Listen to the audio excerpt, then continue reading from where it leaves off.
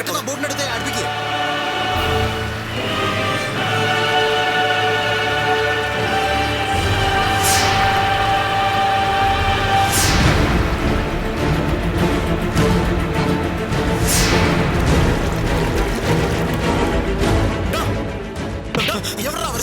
എന്നെ ഒന്നും ചെയ്യരുത്.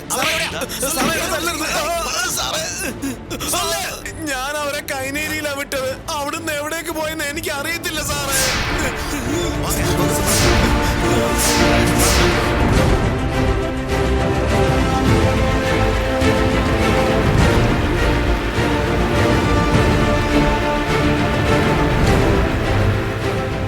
കാര്യമായി ബോട്ട് മാറ്റാൻ തോന്നിയത്.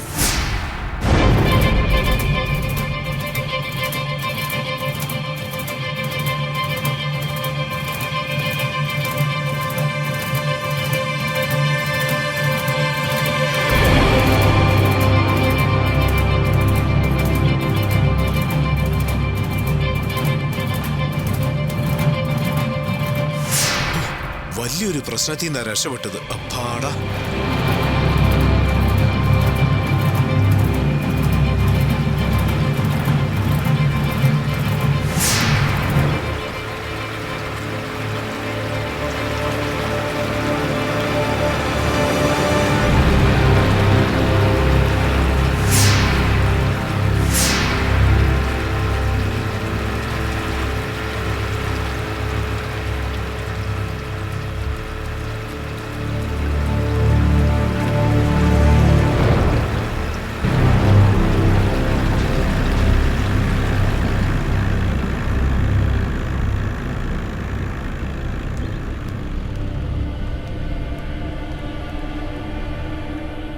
ഈ സ്ഥലമാണ് അയാൾ പറഞ്ഞു തന്നത്. இந்த இடத்துல നമുക്ക് ഈസിയായി കണ്ടുപിടിച്ചിടலாம். വാങ്ങ. ഒരു മിനിറ്റ് സർ, ഇയാളെ കണ്ടിട്ടുണ്ടോ? ശരിക്കും നോക്കിയേ. കണ്ടിട്ടില്ല. വരൂ. என்னண்ணா இவ்வளோ தேடியும் கிடைக்காம மிஸ் ஆகி போயிட்டே இருக்கு. என்னப்பா ஈஸியா கிடைச்சிருமா? கஷ்டப்பட்டு தான்ப்பா தேடி கண்டுபிடிக்கணும். அந்த காயத்ரி அவளை ஈஸியா ஆளை கண்டுபிடிக்க விட மாட்டா. நேரம் போயிட்டே இருக்கேண்ணா. இன்னைக்குள்ள நம்பியை கண்டுபிடிக்கலன்னா அவ்வளோதானே. சத்யா மறுபடியும் ஜெயிலுக்குள்ள போயிடுவா. அப்புறம் அடுத்த ஏரிங் வரைக்கும் அவளை வெளியே எடுக்க முடியாதுண்ணே. எப்பா கிடைச்சிருவான்னு நம்புப்பா. போலீஸ் ஒரு பக்கம் விசாரிக்கட்டும், நாமளும் ஒரு பக்கம் விசாரிப்போம். வா.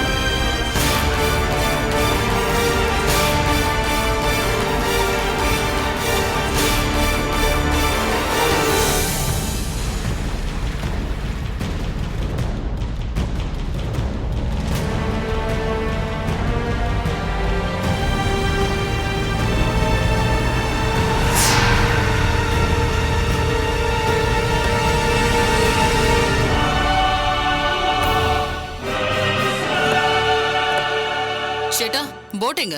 போட் பக்கத்துல தான் இருக்கு. சரி வாங்க போலாம்.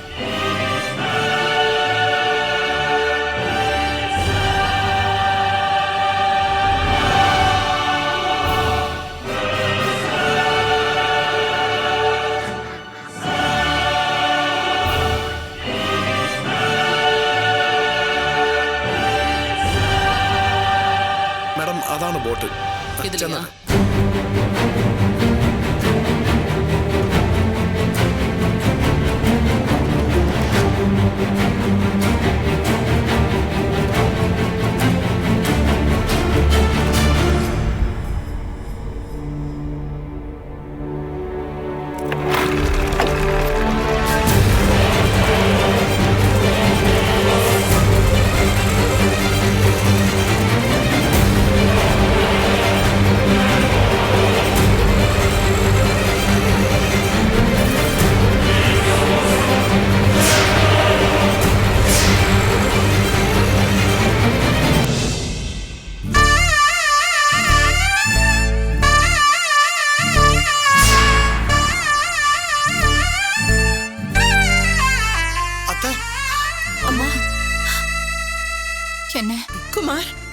என்னப்பா டாக்டர் வந்தாங்களா?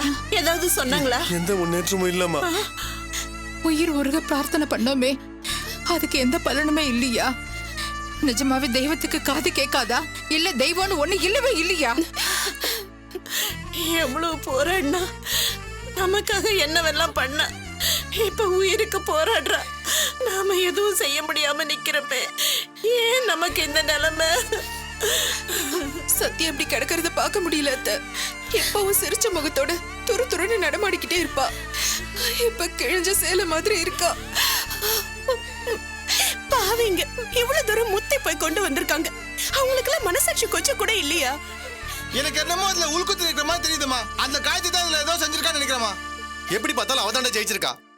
டாக்டர்ஸ் எல்லாம் கை விரிச்சிட்டாங்க. பிரார்த்தனைக்கு பலன் இல்லாம போயிடுச்சா?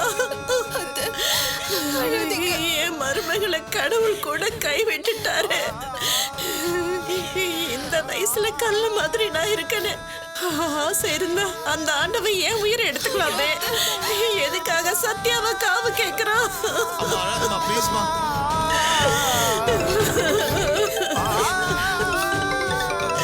டேய் யாரா போன்ல? டேய் யாரான்னு கேக்குறேன்ல. பிரகாஷ் தாண்டா.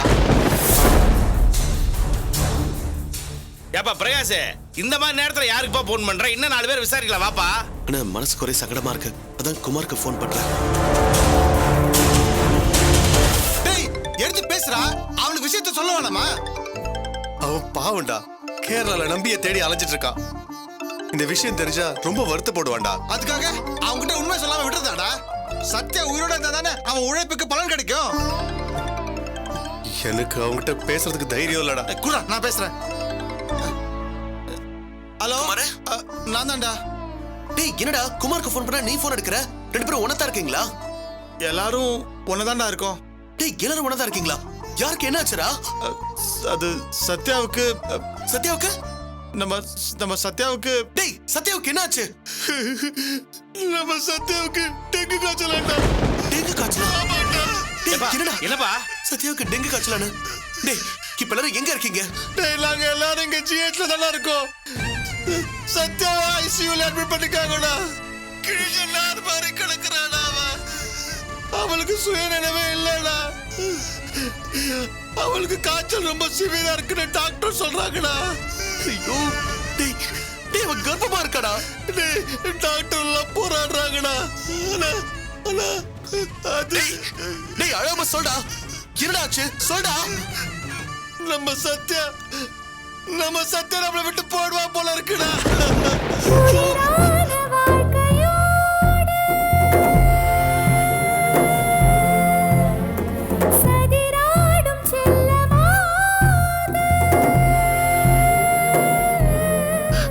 காப்பாத்த முடியாது டாக்டர் சொல்லிட்டாங்க. டேய் லூஸ் மாதிரி அவன்கிட்ட இதெல்லாம் சொல்லிட்டு இருக்க. கூட போன. டேய் பிரகாஷ், அதெல்லாம் ஒண்ணும் இல்லடா. ஐயோ சத்யா. சத்யாவை டாக்டர்ஸ் காப்பாற்ற முடியும்னு சொல்லிட்டாங்க. ஒண்ணும் இல்ல, லேசான காய்ச்சல் தான்.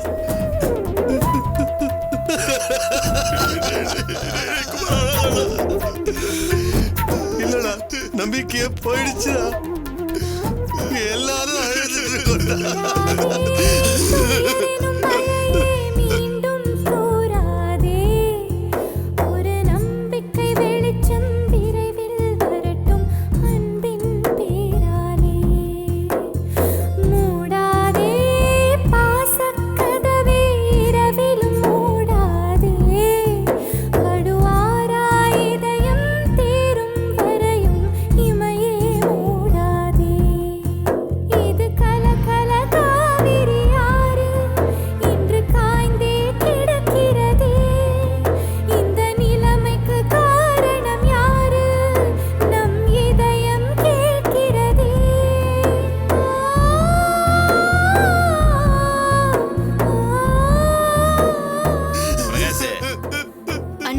என்னப்பா இப்படி அழுகுற?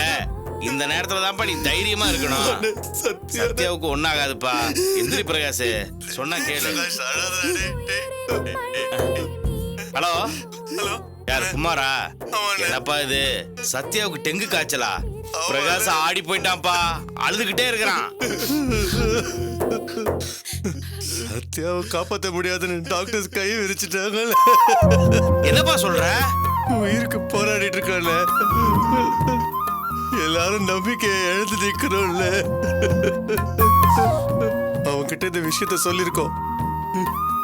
நீங்க எப்படியாவது அவன் பக்கத்துல இருந்து அவனுக்கு ஆறுதல் சொல்லுங்கல்ல.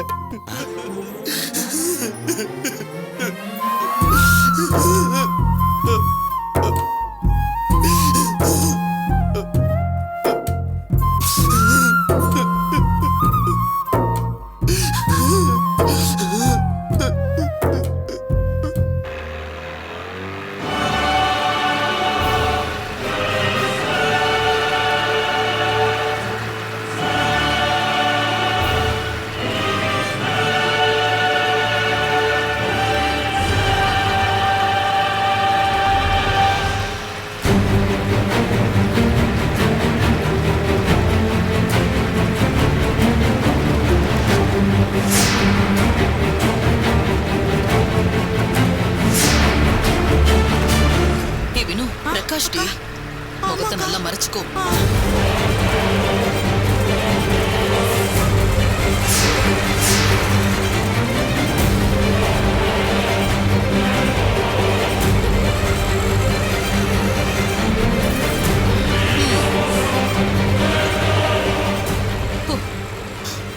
பாத்தியா அந்த பிரகாஷ் எப்படி குமரி குமரி அழுதுட்டு இருக்கான்னு பாத்தியா? அநேகமா சத்யாவோட நிலைமை தெரிய வந்திருக்கும்னு நினைக்கிறேன். நாம நம்பிய சத்தமே இல்லாம போட்டுக்கு மாத்தியாச்சு. இவன் இங்க உட்காந்து அழுதுட்டு இருக்கான். அக்கா, அவன் நம்பிய வலை வீசி தேடிட்டு இருக்கான் போல இருக்குக்கா. அதனால தானே இவன் இங்க இருக்கான். அக்கா, அந்த ஏகாம்பரம் நம்மளையே பார்த்த மாதிரி இருந்துச்சுக்கா. எனக்கு கொஞ்சம் பயமா வேற ஆயிடுச்சு. அடையாளம் கண்டுபிடிச்சிருவானோன்னு. நீ எதுக்கு பயப்படுற? ஏகாம்பரம் இல்ல, பிரகாஷால கூட நம்மள கண்டுபிடிக்க முடியாது. நாம தான் முகத்தை ஃபுல்லா மூடி இருந்தோமே, எப்படி கண்டுபிடிக்க முடியும்? நாம நிம்மதியா போவோம். சரிக்கா.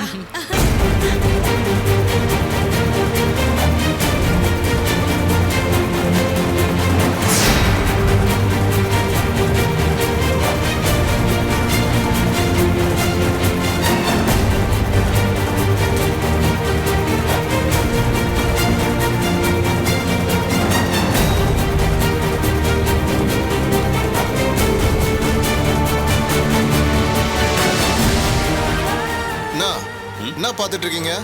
மேடம் வர்றேன் நாங்க, அதான் பார்த்துட்டு இருக்கேன். என்னண்ணா பண்றது? மேடம் வர்றதுக்குள்ள இவங்கிட்ட இருந்து உண்மையை வரவழைக்கணும். வா, இப்பவே அடிக்க ஆரம்பிப்போம்.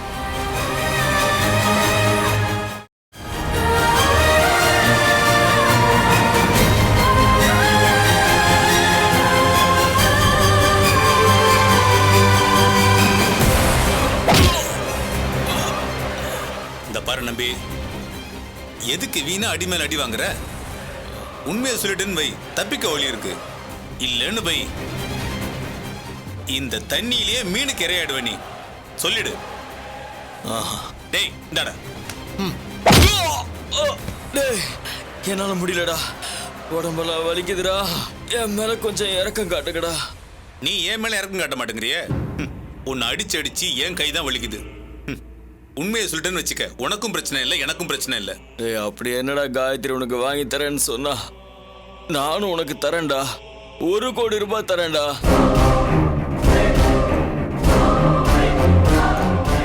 கொஞ்சம் யோசிச்சு பாருடா. 1 கோடியை வச்சு நீ என்னெல்லாம் பண்ணலாம். காயத்ரி அதிகபட்சமா 35 லட்சம் ரூபாய்க்கு ஒரு வீடு வாங்கி தருவா. 1 கோடியில நீ என்னெல்லாம் செய்யலாம். கொஞ்சம் நினைச்சு பாருடா. இந்த ஆளு சொல்றது நல்ல ஒரு பாயிண்டா தானே இருக்கு. பாத்தியாடா, அவனுக்கு புரியுது. என்ன உடனே விட வேணாண்டா. காயத்ரி கணக்கு தெரியாத இடத்துக்கு என்ன கூட்டிட்டு போயிடு. என் செக் புக் எடுத்துட்டு வா.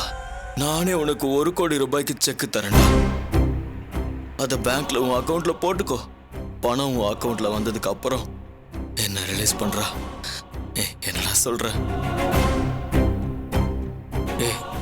காயத்ரி சாதாரண ஆள் இல்லடா. வேலை முடிஞ்சதோ எல்லாருமே அவளுக்கு செல்லா காசு தான்டா. அவ ஒரு பிச்சைக்காரிடா. அவ தெருவில் நின்னப்போ அவளுக்கு அடைக்கலம் கொடுத்தவன் நான்டா. அவ போட்டிருக்கிற ட்ரெஸ்ல இருந்து சாப்பிடுற சாப்பாடு வரைக்கும் எல்லாமே நான் கொடுத்துறா. இப்ப நான் தேவையில்லைன்னதும் என்னையே கொல்ல பாக்குறாடா. அவ பண்ண எல்லா ஃப்ராடுத்தனத்துக்கும் நீ மட்டும்தான் சாட்சி. அவ என்னைக்கு சாட்சியை விட்டு வச்சிருக்கா சொல்லு? என்னையே கொல்ல பாக்குறால, அவளுக்கெல்லாம் நீ தூசு மாதிரி. கொஞ்சம் யோசிரா.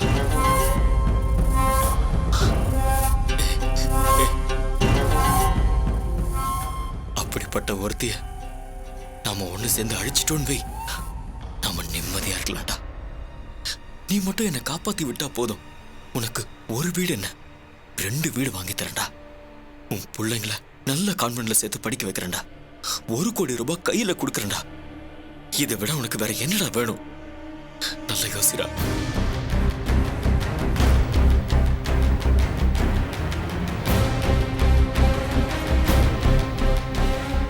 என்ன பேசாம ஓகே சொல்லுண்ணே. அந்த ஆள் சொல்ற ரேட்டு செமையா இருக்குண்ணே. சார் 1 கோடியா இருந்தாலும் தரேன்னு சொல்றாரு. தருவானா சார்? டேய், சத்தியமா கொடுக்கறேன்டா.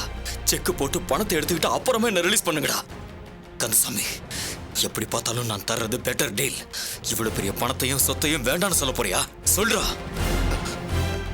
அண்ணா ஓகே சொல்லுங்கண்ணா. ஓகே சொல்லுங்கண்ணா ப்ளீஸ்ண்ணா.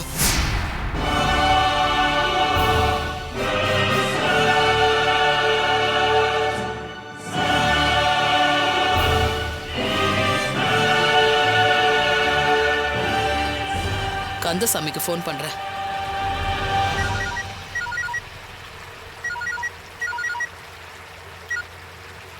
மேடம் எங்க இருக்கீங்க? கவலைப்படாத கந்தசாமி, நாங்க ஆலப்புழா வந்துட்டோம். நானும் வினவும் போட்ல வந்துட்டு இருக்கோம். நீ எங்க இருக்க? அது இது எந்த ஏரியா? இருமலத்தோடு சார். இருமலத்தோடுல இருக்க மேடம். ஆ, பின்னாடி வந்த போலீஸையும் அந்த பிரகாஷையும் ஏமாத்திட்டு வந்துட்டோம் மேடம். நீ மிஸ்கைட் பண்ணது சூப்பர். அந்த பிரகாஷும் போலீஸும் நீ இல்லாத இடத்துக்கு போய் இப்ப தேடிட்டு இருக்காங்க. ஆமா மேடம். அந்த ஜார்ஜ் குட்டி வேற எங்களை போட்டு கொடுத்துருவானு பயமா இருந்துச்சு மேடம். நல்ல வேளை அவன் எங்களை காட்டி கொடுக்கல, ஈஸியா தப்பிச்சிட்டோம். இந்த வெள்ளிங்கிரி இருக்கான பெரிய பெரிய ஆளுங்களா கைக்குள்ள வச்சிருக்கான் மேடம். சரி சரி, நேரம் கம்மியா இருக்கு. சீக்கிரம் அவங்கிட்ட இருந்து உண்மையை வர வச்சாகணும். ஃபாஸ்டா காரியத்துல இறங்கு. அவனுக்கு காய்ச்சல் வந்துச்சுன்னு சொன்னல, அப்ப அவன் வீக்கா தான் இருப்பான். அவனை அடிச்சு அவனால வலி தாங்க முடியாது. அடி, நல்ல அடி. அந்த சீக்கிரட்டை அவங்கிட்ட இருந்து வெளியில கொண்டு வந்தே ஆகணும். அவன் நம்ம கூட உயிரோட இருக்கிற ஒவ்வொரு செகண்டும் நமக்கு ஆபத்து கந்தசாமி. எவ்வளவு சீக்கிரம் உண்மையை வெளியில கொண்டு வர முடியுமோ அவ்வளவு சீக்கிரம் கொண்டு வந்துரு. உண்மை தெரிஞ்சதும் அவன் கழுத்து அறுத்து தண்ணியில தூக்கி எரிஞ்சிட்டு போயிட்டே இருக்கணும். சரிங்க மேடம், நான் இப்பவே வேலையை ஆரம்பிச்சிடுறேன் மேடம். சீக்கிரமா வேலையை முடிச்சிரு, நான் அப்புறமா உனக்கு கால் பண்றேன்.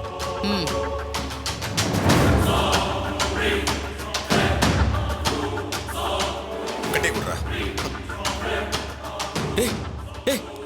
என்னடா நான் சொல்றதுல நம்பிக்கை இல்லையா? நான் கட்டாயம் சொன்னபடி செய்வேன்டா. நான் பணம் கொடுப்பேன்டா. ஒரு பக்கம் நீங்க சொல்றதெல்லாம் யோசிச்சு பார்த்தா சபலமா தான் இருக்கு.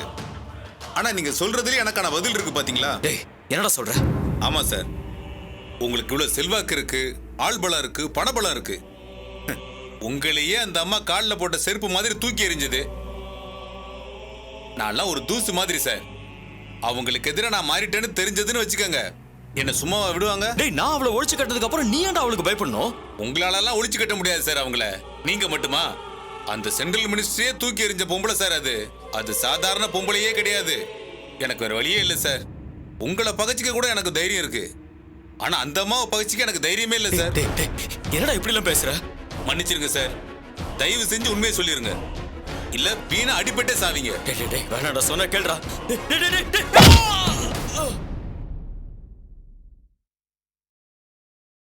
நான் அவ்வளவு சொல்லியும் நீங்க யாரும் கேட்கல. பண்ணுங்க, எல்லாரும் கீழே இருக்கிற சப்ஸ்கிரைப் பட்டனை பிரஸ் பண்ணி நல்லா சப்ஸ்கிரைப் பண்ணுங்க. அதோட ஏன் நிறுத்துறீங்க? அப்படியே சப்ஸ்கிரைப் பட்டனுக்கு பக்கத்துல இருக்கிற நோட்டிபிகேஷன் பெல் சிம்பலையும் பிரஸ் பண்ணுங்க. அப்பதானே அந்த சத்யா பிரகாஷ், அதான் உங்க சாகாஷ், நான் என்ன கதி பண்ண போறேன்னு நீங்க ஃபர்ஸ்டா பார்க்க முடியும். பண்ணியாச்சுல?